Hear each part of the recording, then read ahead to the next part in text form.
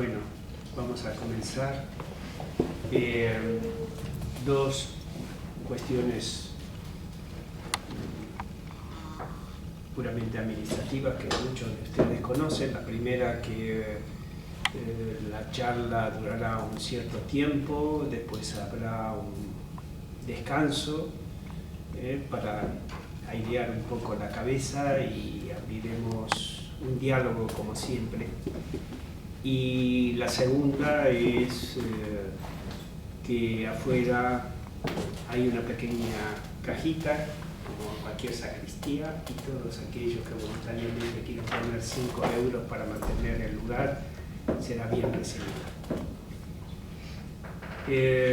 Empiezo también con los agradecimientos. No hace mucho que se terminó aquí un ciclo que ha durado cerca, bueno, un año. Ese ciclo estuvo dedicado al diálogo en las fronteras. Han venido muchos amigos y colegas que han participado y quiero agradecerle a algunos de ellos que están aquí en la inauguración de este nuevo ciclo. Otros son caras conocidas, son personas que frecuentan este lugar y que mantenemos desde hace varios años un diálogo productivo. Y hay gente nueva que espero que esta, como la llamo yo, esta casa de la frontera, porque los temas que siempre trato son temas fronterizos, que esta casa de la frontera se convierta también en una casa de convivencia para ellos y que puedan tener el cobijo intelectual que todos de alguna manera tratamos de lograr en este lugar.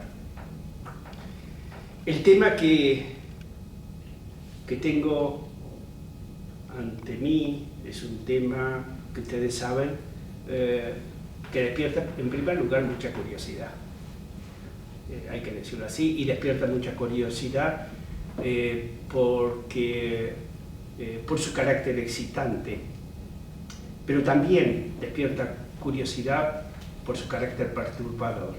Me refiero al sexo. Parece evidente el sexo de sus manifestaciones, parece transparente, pero su comprensión es profundamente enigmática. Creemos reconocerlo, suponemos cada uno de nosotros un cierto saber sobre él, sin embargo se desliza de continuo entre nuestros dedos y nos desafía. Su composición es misteriosa, como si guardara en su interior un secreto indescifrable. Por lo tanto, dadas estas características, pienso que debemos ser prudentes, manejarnos con cierta cautela para tratar este tema. Pero cuidado, pongo en estado de alerta, no supongan que no quiero crear falsas esperanzas, que al término de este seminario seguirán haciéndose quizá muchas más preguntas y seguirá el sexo interrogándolos. Lo que han seguido mi discurso en otras ocasiones, en el seminario sobre la melancolía y en el seminario de las pasiones, saben que mi palabra siempre es algo laberíntica, es decir, que me manejo no con trazos muy rectos. Para decirlo brevemente, mis movimientos se parecen a las piezas de ajedrez de un tablero. A veces tendrán la apariencia ustedes que me muevo lentamente como el peón, pero haré movimientos audaces. Atravesaremos el tiempo histórico en diagonal, como lo hace el alfil, enlazando en nuestro trayecto diversos discursos de distintas disciplinas. Cortaremos transversalmente al sexo, como la torre se mueve en el tablero, para acceder a su núcleo. Mi discurso, como el de cualquier persona, y sobre todo aquellas que tienen la experiencia del trabajo analítico, nunca será lineal. El trazo quebrado del caballo es nuestro modelo. Por cierto, trataré de guardar el secreto del sexo, no porque yo lo tenga, sino porque está allí, íntimamente ligado al sexo, ese secreto. Y lo trataré de proteger de las acometidas del saber. Como el rey, vamos a enroncarnos continuamente para proteger ese sexo. Ahora solo me queda la dama, la mujer, como representante simbólico de los misterios del sexo. En esta partida que vamos a hacer durante un cierto tiempo, contaré con la ayuda de alguien muy querido, colega, compañero, amigo, que ha transferido en los últimos tiempos su trabajo de analista en el diván al de ocupado de las narraciones que la gente traía, a ser escritor de cuentos y novelas, es decir, a relatar. Me refiero a Aurelio Gracia, que contaré con él para algunos textos literarios que trataremos de incorporar en este seminario. Y si el tiempo me lo permite, porque como en el ajedrez sabe que debemos realizar una serie de movimientos en un determinado tiempo, un número de movimientos mínimos, si el tiempo me lo permite, trataré de incorporar dos elementos más.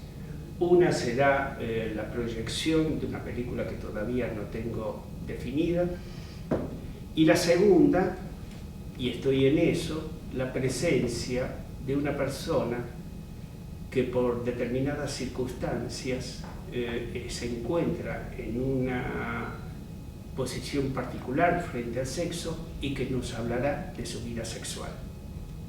No como exhibicionismo, sino para corroborar ciertas ideas que yo quiero desarrollar aquí. Pasemos al tema. El núcleo central de mi trabajo se ocupará de un caso de hermafroditismo. Y este caso es recogido por Michel Foucault en los archivos médicos legales de París a fines del siglo XIX.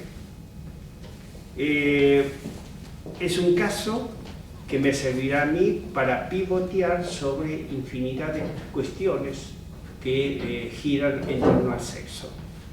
Debo decir, ante todo, que el hermafroditismo ni es un error de la naturaleza, ni es una burla de la naturaleza. Yo pienso que la naturaleza no juega a los dados. Y para alcanzar, digamos, ese punto nodal de mi desarrollo, es decir, el caso del hermafroditismo de Michel Foucault,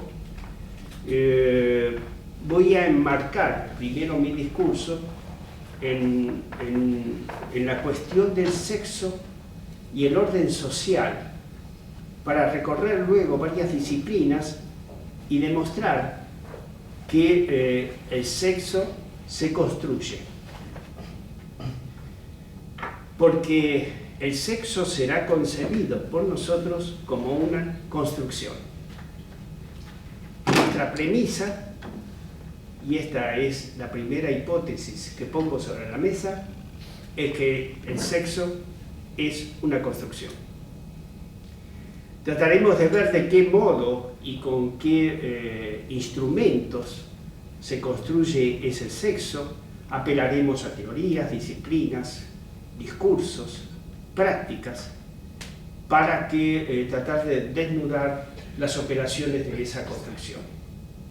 Operación compleja, cargada de matices y contradicciones, de paradojas y luchas entre tendencias teóricas y movimientos sociales.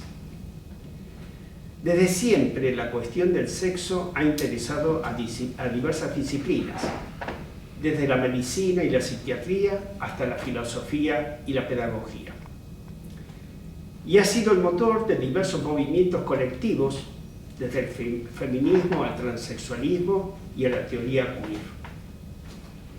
Todos ellos han contribuido a la construcción del sexo con un entramado de teorías y tendencias a veces poco conciliables entre sí. Estoy seguro que el camino que vamos a empezar a recorrer entre todos nosotros nos va a entusiasmar. Voy a tratar de que nos entusiasme, porque el sexo, por encima de todas las cosas, es una diversión. Pero una diversión provocadora, a veces de grandes disturbios, que van desde la propia identidad de las personas hasta su exclusión y marginación social. Una diversión problemática que transita por escenarios diversos. Desde lo más íntimos y privados, que casi nunca salen a la luz, a los más públicos y sociales, cargados muchas veces con las sombras del prejuicio moral y de la hipocresía. Quizás sea el sexo el punto nodal donde aparece con nitidez la propia inadaptación del sujeto consigo mismo y con los otros. La profunda discordancia que se expresa en el sexo, si me permiten decirlo así, del sujeto con el deseo y con el deseo del otro. Al introducir aquí el tema del deseo en su nudo con el sexo, nos ubicamos de lleno en la teoría freudiana. Comenzaré a mencionar a Freud a partir de ahora, pero será sobre todo a partir del próximo encuentro, que será el tercer jueves del próximo mes, donde me dedicaré de lleno a una de sus obras fundamentales, los 3 ensayos. Es decir, que nuestro punto de partida con Freud van a ser los 3 ensayos de una teoría sexual, escrito por Freud a comienzos del siglo XX. Si algo caracteriza el pensamiento de Freud, es su capacidad para descentrar el eje teórico dominante en la cultura.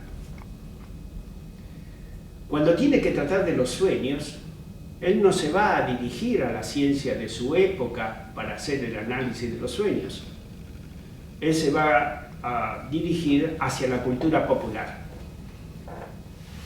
Cuando tiene que tratar, digamos, la dimensión del sujeto y de ese aparato psíquico en la vida subjetiva, Freud va a descentrar al yo de ese sujeto y va a hacer del yo una producción del sujeto. Y como diré más adelante, su teoría complementará la obra copernicana y darwiniana.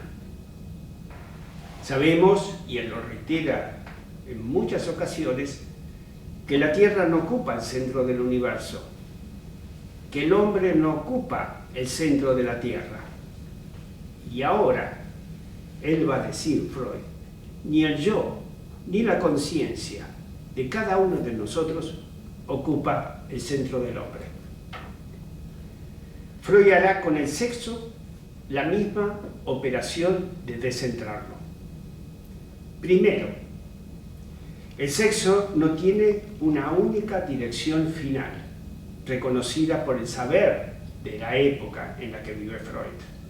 Es decir, la reproducción de la especie no es su fin, su meta. Es más que evidente que el ejercicio del sexo trasciende la reproducción. Cuando el sujeto copula, no piensa en la especie, sino en alcanzar su satisfacción, su goce. Verdad incuestionable, pero silenciada durante mucho tiempo y aún silenciada en nuestros días hipócritamente. Al poner al desnudo el goce sexual y descentrarlo de la reproducción de la especie humana, Freud va a realizar al mismo tiempo dos operaciones simultáneas, de gran calado teórico. Si la naturaleza del sexo no es la reproducción, la heterosexualidad no es el único modo de vida sexual y la genitalidad su única expresión. De aquí en más, no se podrá identificar en la obra de Freud de modo exclusivo el sexo con los genitales. En todo caso, los genitales compartirán su lugar hasta ese momento único con otras zonas erógenas del cuerpo.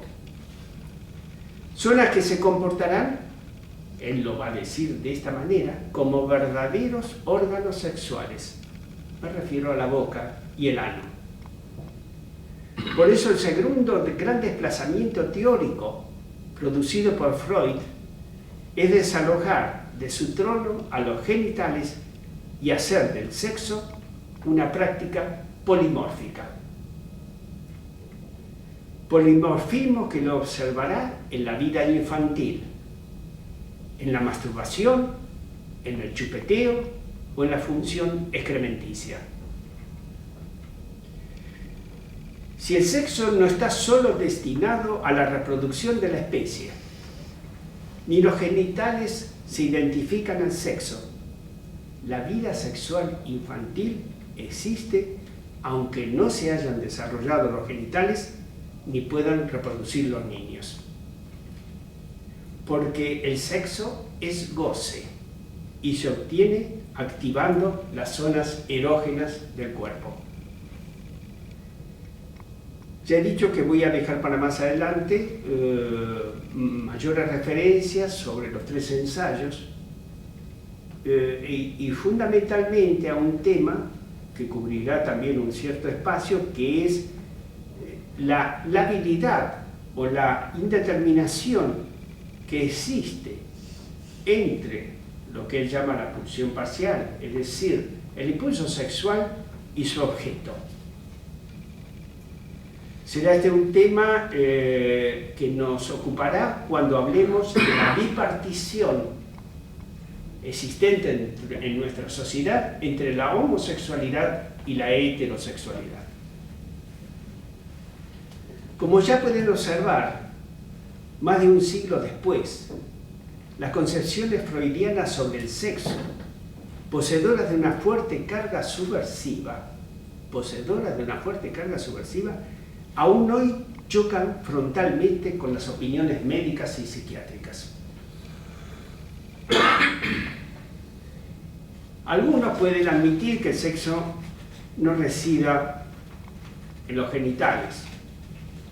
Otros dirán que, bueno, puede ser que no esté solo al servicio de la reproducción. Pero lo que era inadmisible en la época de Freud era sostener la idea de que en la vida infantil haya sexo. Porque en la vida infantil hay sexo. Y esto era sentido por la cultura de la época como una provocación a la moral y a las creencias. La sexualidad fue desde siempre un derecho inalienable de los adultos y Freud pretendía quebrar ese principio. Sin embargo, el territorio sexual de la vida infantil ya había sido abonado, aunque no lo supieran o no supieran conscientemente lo que estaban haciendo por médicos, psiquiatras y pedagogos. ¿Cuál era la preocupación de los médicos y pedagogos sobre la vida sexual infantil? Ciertas conductas y comportamientos que ponían en peligro el normal desarrollo de la persona. cierto nerviosismo o excitación visible presente en los niños y en las niñas que podían conducir a actos masturbatorios que debían ser vigilados y reprimidos.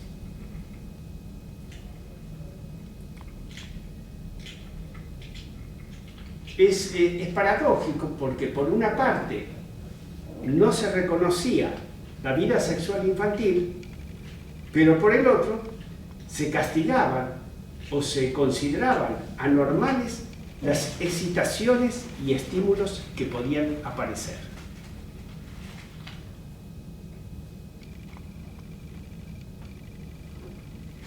Aunque resulte también contradictorio, el pudor que caería como una sombra sobre la vida sexual en la época victoriana se acompañó al mismo tiempo de una proliferación de discursos sobre el sexo. La historia de la sexualidad de Michel Foucault es un texto que evidentemente recomiendo como lectura inicial a aquellos que no lo han hecho y como relectura a aquellos que lo han hecho. El primer tomo de la historia de la sexualidad de Michel Foucault será a partir de ahora una guía privilegiada en mi desarrollo. A ella nos remitiremos con frecuencia en nuestro trabajo y seguiremos su genealogía sobre el sexo, el saber y el poder. Porque para Foucault, el sexo, el saber y el poder están íntimamente ligados. Foucault nos hablará de la multiplicación de los discursos acerca del sexo y de su implantación real en la vida cotidiana. En la educación, con la vigilancia de los pedagogos y el cuidado sexual de los niños. Les recomiendo, no hace mucho se ha estrenado una película del grupo Dogma, de Thomas Wittenberg, que es La Casa. Allí verán en todo su dramatismo la vigilancia del sistema pedagógico sobre el sexo. Esto también está presente en el discurso de la administración pública, con la regulación de la natalidad y el crecimiento de la población, en las exhortaciones morales y religiosas, en el control médico de la vida sexual, en las concepciones psiquiátricas, en el diagnóstico de las aberraciones sexuales y su tratamiento. Todos estos discursos y sus aplicaciones, que a veces aparecen como desapercibidas dentro de la vida social, penetran en la vida cotidiana, con sus reglas y con sus normas que apuntan en una sola dirección. Se trata de detener las amenazas que conllevan para la salud los malos hábitos sexuales. ¿Pero qué se entendía por malos hábitos sexuales? Por supuesto, un uso del sexo que exceda sus límites de normalidad. ¿Pero qué se consideraba como normal o qué se sigue considerando como normal?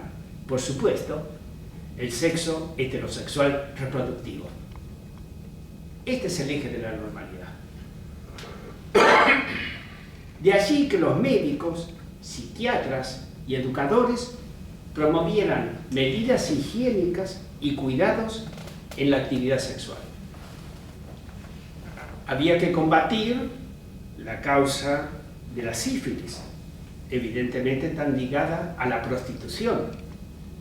Evitar la cohabitación de seres del mismo sexo que podían conducir hacia desviaciones sexuales, o atacar la práctica solitaria de la masturbación.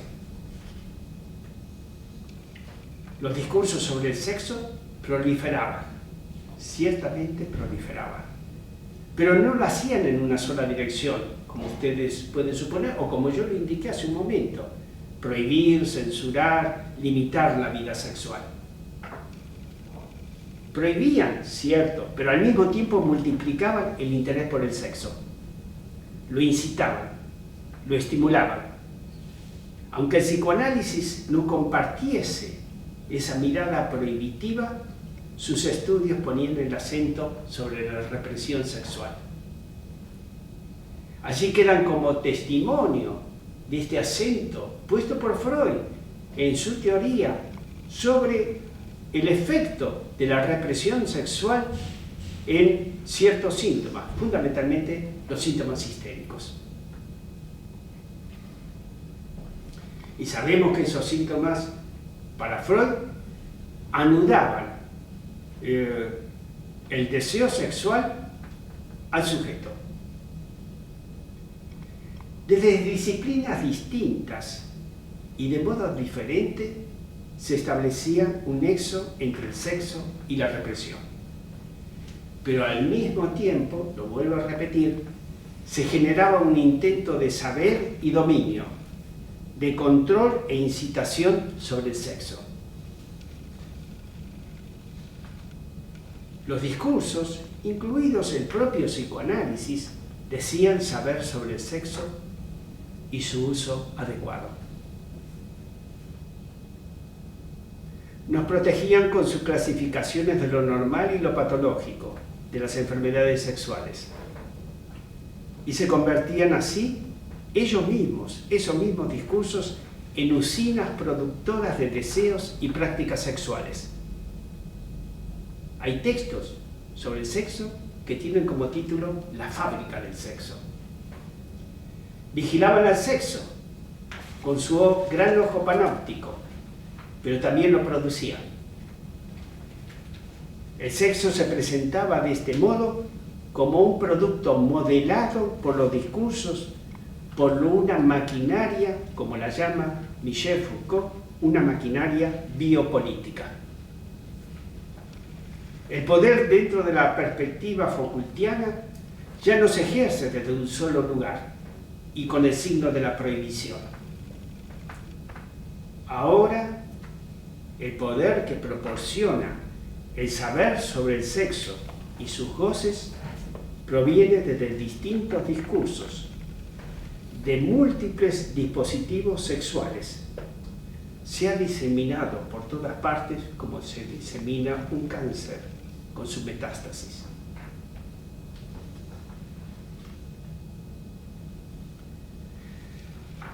El poder sobre el sexo, y cuando digo poder enlazo a él el saber, se descentraliza.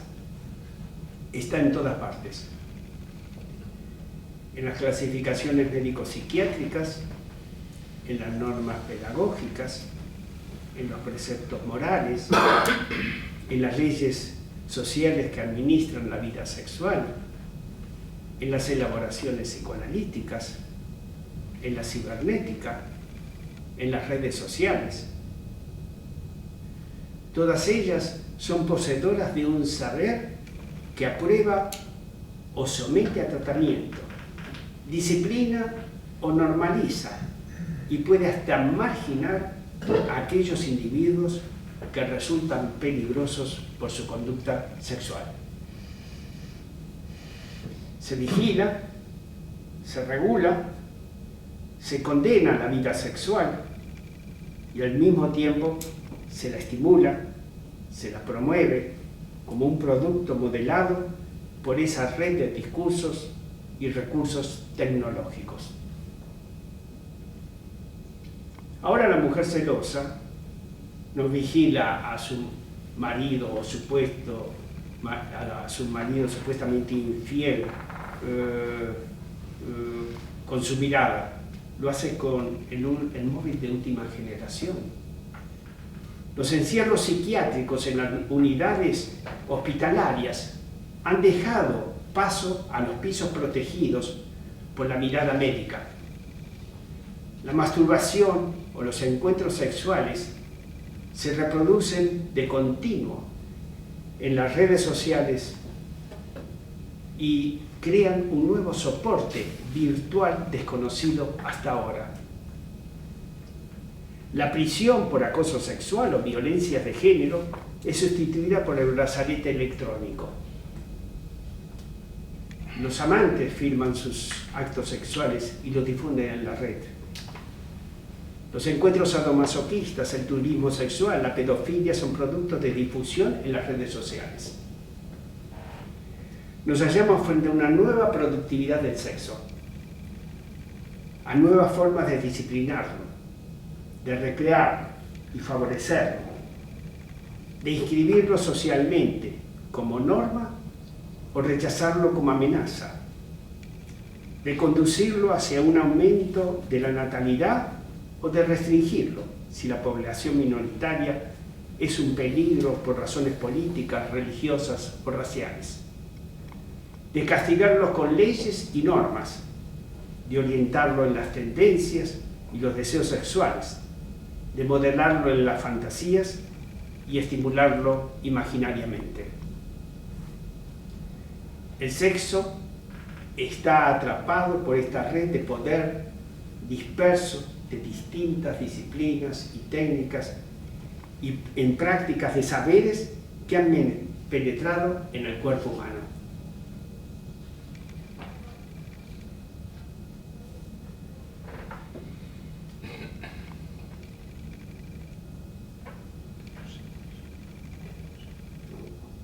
La resistencia contra esa productividad disciplinaria y coerciva no se reduce ahora, esto lo sugiere Michel Foucault, a sostener una lucha contra las prohibiciones. No basta, dirá él, no es suficiente.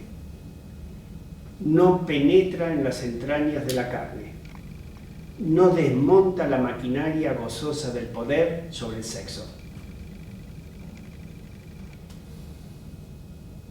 Él dirá que deberá crearse, nunca dice de qué manera, deberá crearse una lucha, una especie de contraproductividad de placeres no abarcados por la mirada controladora del poder. Y cuando digo el poder hablo de los discursos, de toda esta maquinaria. Esto me sugirió a mí pensar cuál era ese aparato contraproductivo capaz de provocar en su violenta demostración un estallido, un efecto de choque revulsivo y desmesurado. ¿Cuál es ese espacio de denuncia sexual contraproductiva que puede iluminar el goce adherido al ejercicio del poder?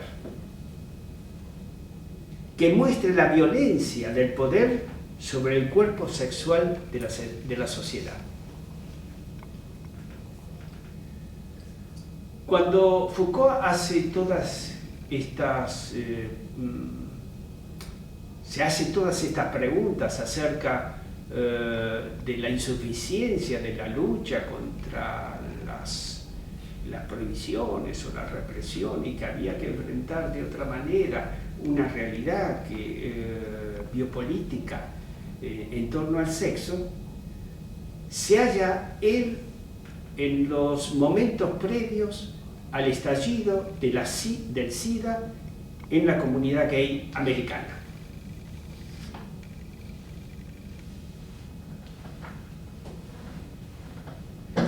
Y allí encuentro en ese momento que Foucault hablará con cierto entusiasmo del escenario sadomasoquista. Y dirá lo siguiente: en el sadomasoquismo hay una división bastante neta entre aquel o aquella que es dominante y aquel que es dominado. Esto repite ciertas relaciones de jerarquía, de poder que se encuentran en los modos de vida más convencionales y cotidianos. Recordemos la tesis de Foucault. El poder está en todas partes, aunque no lo englobe todo. Se halla en el aparato de producción económico, en las organizaciones políticas y sociales, en las familias, en las instituciones de cualquier tipo, en los grupos y en las asociaciones. Cada uno de estos soportes cumplen con la misión de extenderlo a cualquier rincón del cuerpo social. En sus escritos, Pat Califia sigue la línea expuesta por Foucault. Le debo decir que Pat Califia es un escritor transexual, escritor de ensayos, poesías y ficción erótica, un escritor transexual americano que es psicólogo, estudioso del psicoanálisis y bastante conocedor de la obra de Freud y Lacan. Es terapeuta familiar. Califia dirá en un texto: el sadomasoquismo pone en acto la crueldad del poder y la autoridad, las relaciones violentas del sistema social y la fuente de goce sexual que proporciona su ejercicio. De un modo explícito, el sadomasoquismo, su escenario sexual, considerado quizás por algunos repulsivo y violento, le devuelve en espejo a la sociedad y sus políticas de cualquier género lo que ella es y no quiere admitir: un juego programado bajo el imperio del goce. Goce del poder y poder del goce. El sadomasoquismo es un contrato entre amos y esclavos. Para aquellos que no lo han leído, y para aquellos que lo han leído, los remito a la dialéctica del amo y el esclavo de Hegel, para recuperar lo que Hegel describe en ese espacio como una escena privilegiada de goce productivo. Los uniformes militares, las botas, los cueros y látigos, las cuerdas, mordazas y ataduras, los castigos corporales y violaciones ponen en escena con inquietante esplendor y tremenda atracción el goce de la autoridad y el placer del sometido.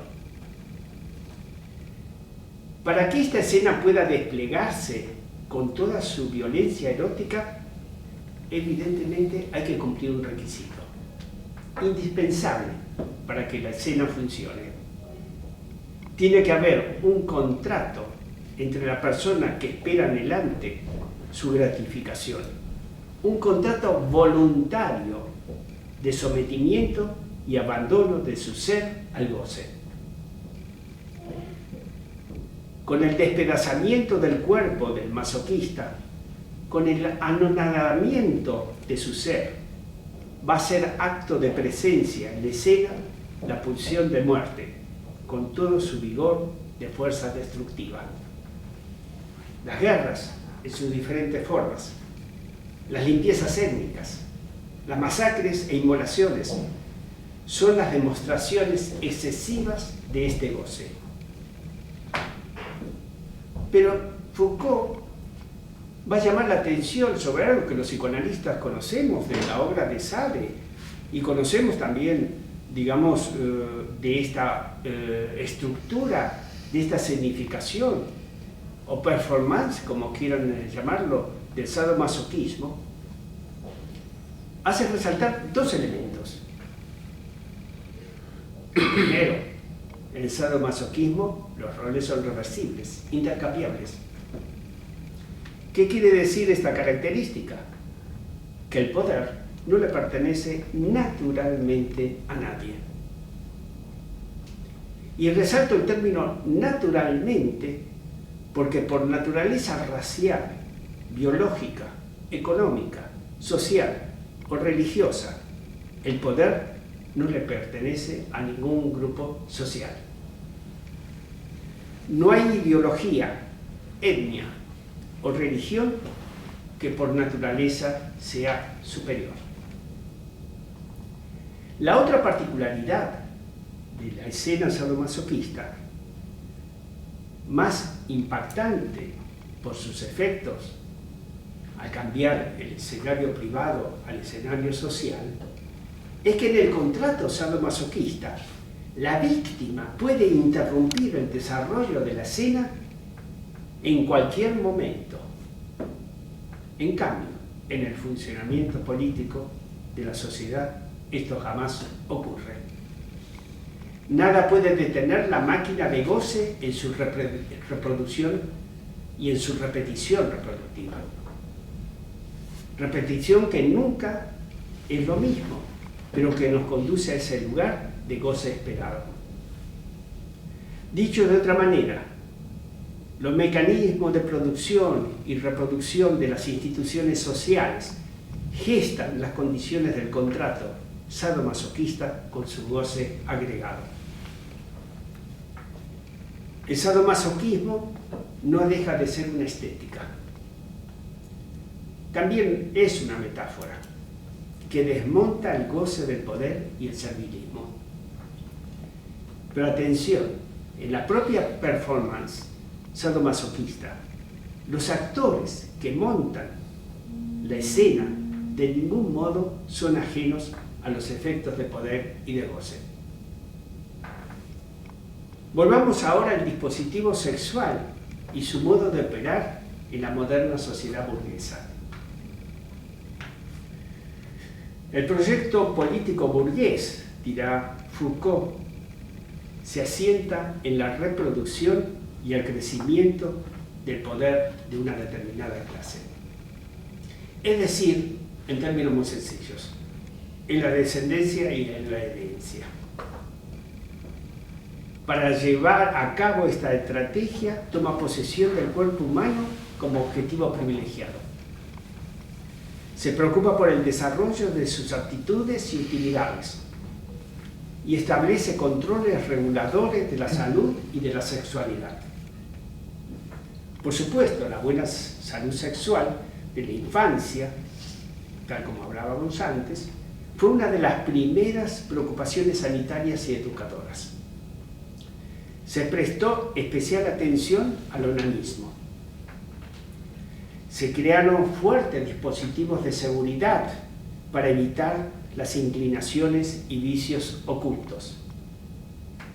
Había que evitar sus consecuencias degenerativas y hereditarias. Estas prácticas podían ser el germen de seres monstruosos. El sexo debía ser vigilado y perseguida y castigada toda posible desviación. Es aquí cuando intervienen de forma conjunta pedagogos y pediatras, instituciones médicas y religiosas para imponer medidas restrictivas sobre los placeres solitarios de la infancia.